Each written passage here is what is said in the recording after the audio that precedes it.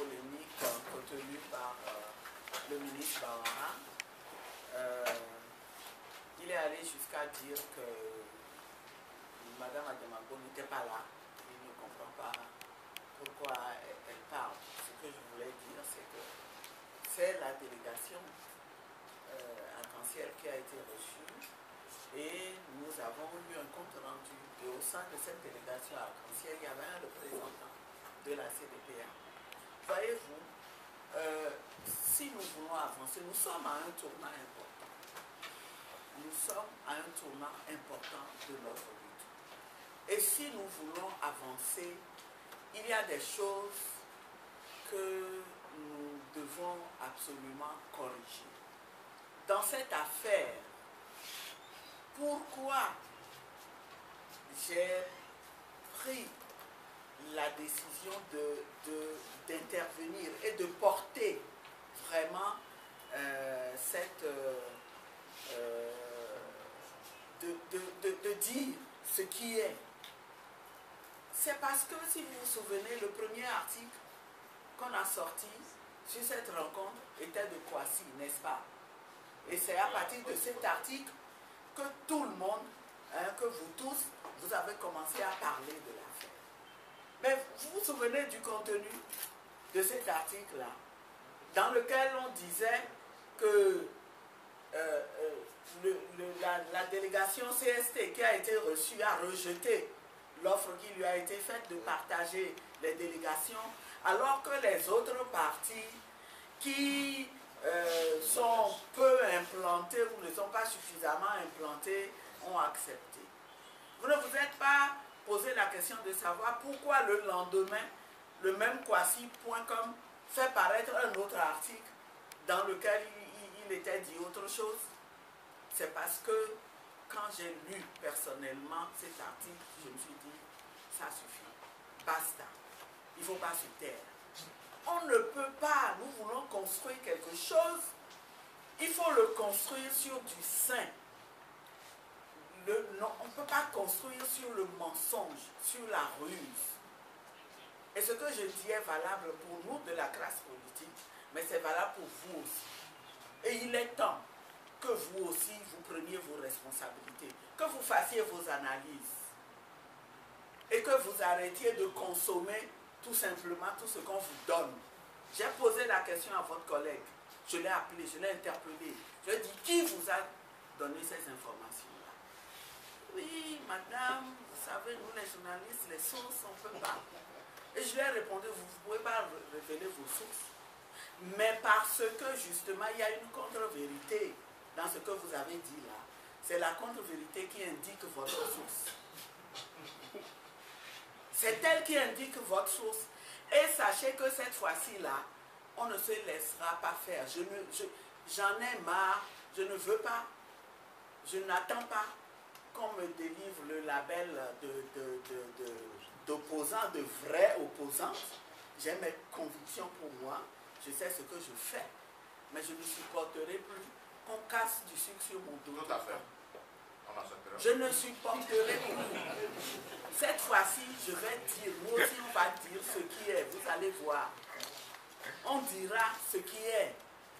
Et je lui ai dit, c'est là qu'il a refait un article et m'a appelé pour me dire, madame, j'ai été très touchée par ce que vous avez dit hier. En retourner sur le site, j'ai refait autre chose. C'est bien.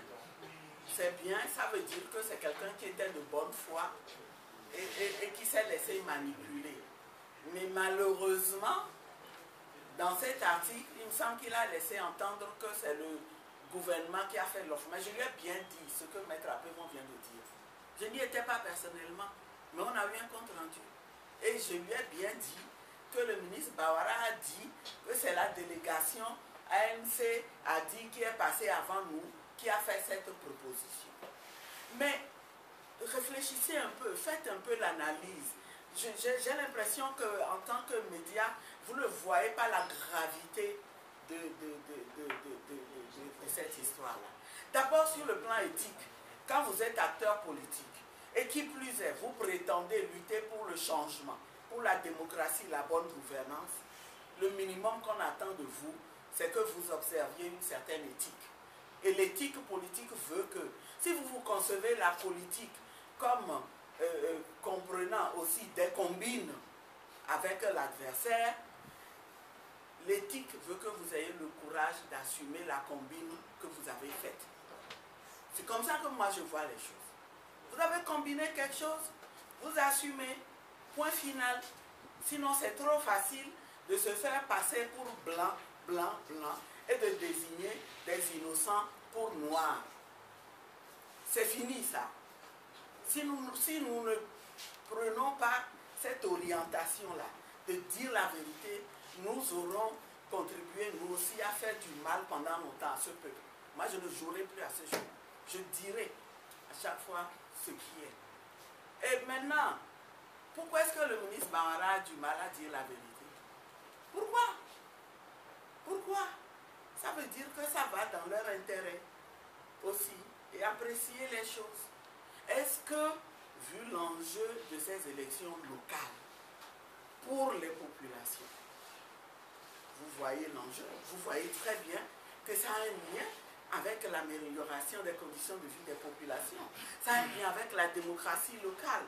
Et vous voyez très bien que si on arrivait à obtenir que ces élections aient lieu et que des gens élus sont placés à la tête de nos localités, nous arriverons à sortir ces populations de l'esclavage électoral dont j'en parlais tout à l'heure.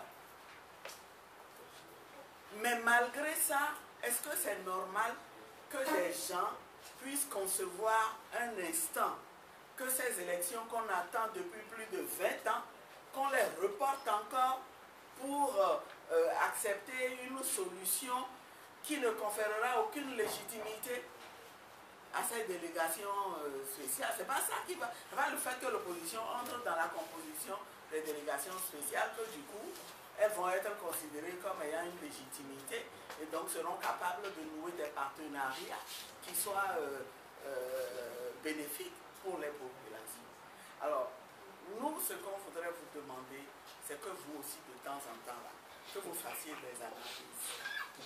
Que vous fassiez des analyses et que vous puissiez dire ce qui est, au lieu de consommer tout le temps ce qu'on vous donne à consommer et de vous laisser manipuler. Maintenant, l'OTR, oui. Vous savez, le problème de notre pays, c'est que tout ce qui est bien dans l'absolu, hein, j'en ai dit tout à l'heure qu'ailleurs ça ramène de l'argent. Mais mis dans notre contexte ici au Togo, avec les tares que nous avons, avec ce contexte où la corruption est ambiante, où il y a une impunité totale, vous pensez que c'est l'OTR qui va résoudre tous nos problèmes? Est-ce que ça va résoudre tous nos problèmes? C'est ça. On a l'habitude de prendre quelque chose de bien et d'en faire un usage qui finalement rend stérile les solutions que nous croyons devoir adopter. Les enjeux pour 2015, nous en sommes conscients à Arc-en-Ciel. Nous en parlons tout le temps. Et je voudrais vous rappeler que 2015 passe par 2014.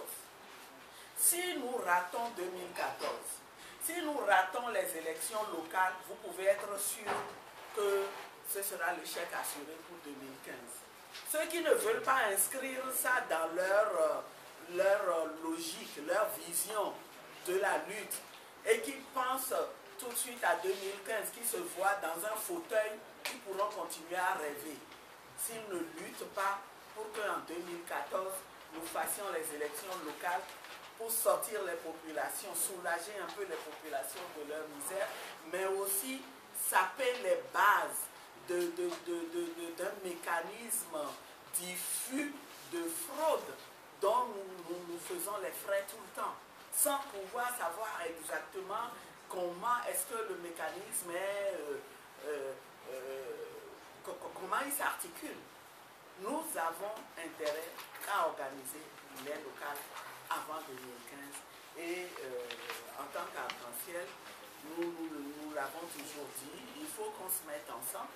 On verra, on est disposé. Si les gens comprennent enfin, ce n'est pas nous qui allons renvoyer qui que ce soit, mais nous n'avons pas changé de position. Nous prendrons nos responsabilités si jamais l'opposition dans son ensemble ne pouvait pas revenir à la raison et s'organiser pour faire de 2015 vraiment le moment de l'alternance au Togo.